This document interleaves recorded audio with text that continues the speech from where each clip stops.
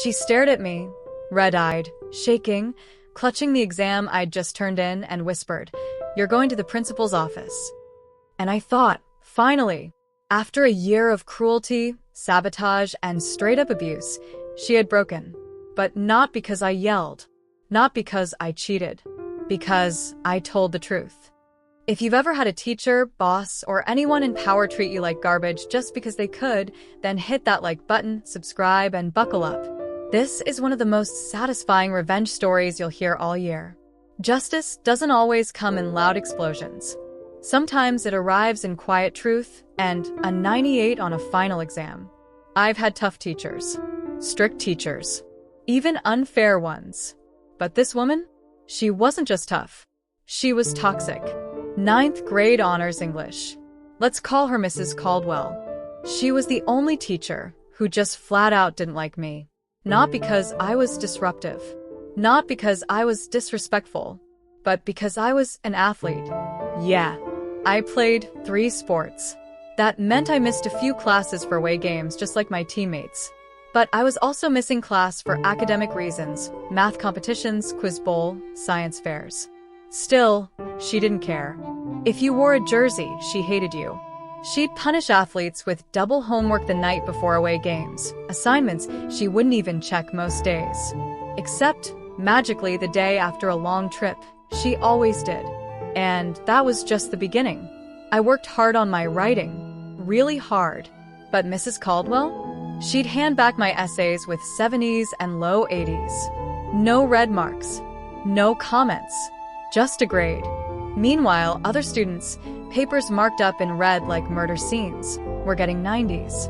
One day I asked her about it, and she said, "You're only working at 70% of your potential. Others are at 90%. I blinked. So, my paper can be better than theirs, but still graded 20 points lower? Her response? A smug, yes. And just to twist the knife, she recommended me for an advanced writing class a year earlier than anyone else. So, she knew I could write. She just refused to give me the credit. It wasn't about fairness. It was personal. Near the end of the year, she offered us a rare lifeline. Extra credit. All we had to do was attend a local college performance of Antigone, write a 2,500-word paper tying it to our class discussions, and turn in our ticket and playbill. It was due Monday. The play only ran Friday to Sunday. There was just one problem. Monday, I'd be gone all day, representing the school at the biggest academic competition of the year. I told her every day that week. She told me, clearly, repeatedly, turn it in Tuesday morning. So, I did everything right. Went to the play Friday night. Wrote the paper over the weekend. Won first and second place in my categories at the competition. And Tuesday at 7 a.m., I showed up to her classroom, proud and exhausted, and handed her my paper. She looked me dead in the eye and said, "I'm not accepting this. It's late." I blinked. "But you told me 4 times to bring it Tuesday." Her smile didn't even twitch. "I don't recall that." She tried to justify it. Another student turned it in Monday. Yeah, he lived across the street from the school and had access to a ride. I didn't. You could have had your mom turn it in. Right, because I should have assumed she'd lie and go against what she said. You could have done the paper Monday night.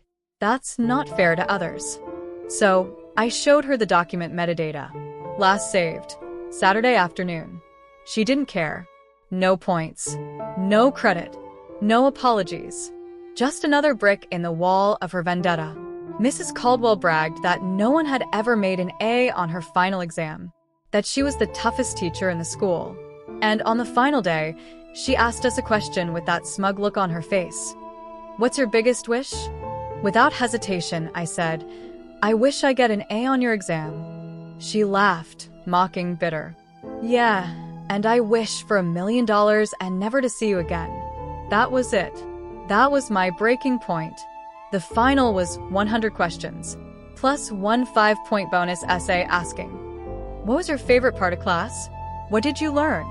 I finished the test in 20 minutes. Then I spent the next 40 crafting the most honest, cutting bonus response she'd ever read. I held nothing back. I told her I didn't learn anything useful from her because she never gave feedback, that the best part of class was it ending. I listed everything she'd done, every unfair grade, every biased comment, every time she sabotaged her own students out of spite. I wrote what others were afraid to say. You are the worst teacher I've ever had, and the school is worse off with you in it. Then I turned it in and walked out, the only student to leave at the hour mark. She wasn't even proctoring. But 15 minutes later, I was sitting in the breezeway, waiting for my mom, and here comes Mrs. Caldwell, holding my test, crying. Tears. Actual tears. She tells me, "You're going to the principal's office."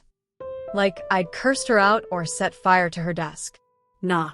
I just told the truth. And apparently, the truth broke her. She pulled my mom out of exam duty and dragged us both into the principal's office. For 45 minutes, she cried. Screamed. Choked on her own sobs.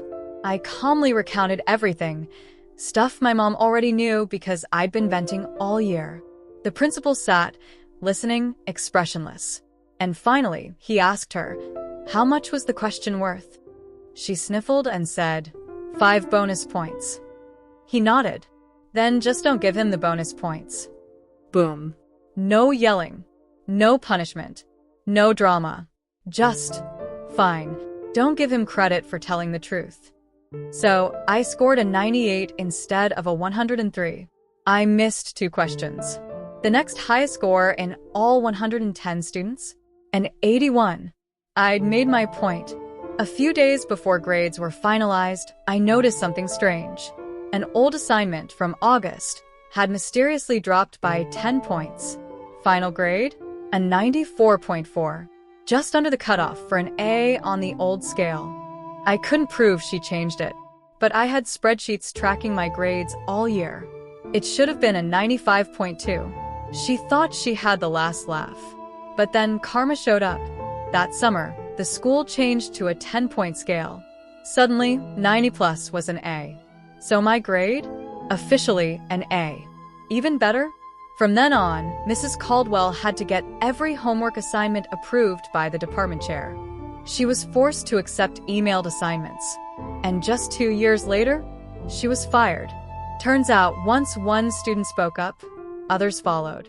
And finally, the administration realized she wasn't just tough. She was toxic. She wanted to be feared, untouchable, the hard teacher nobody dared question. But the one student she thought she could bully out of spite? I beat her at her own game, with grace, facts, and quiet, relentless truth. She tried to sabotage my grades. I ended with an A. She wanted to crush my spirit. I walked out with a smile and watched the system turn against her. And the best part? I didn't have to scream. I didn't have to cheat. I didn't even have to lie. She dug her own grave. I just held up a mirror. Sometimes the most satisfying revenge isn't loud. It's not petty. It's just justice. Cold. Precise. I never planned to destroy her career. But I'm not losing sleep over it either. If this story gave you chills, hit that like button and subscribe. And tell us in the comments, have you ever had a teacher or boss abuse their power? How did you deal with it? More jaw-dropping revenge stories are coming, so stay tuned. You won't want to miss the next one.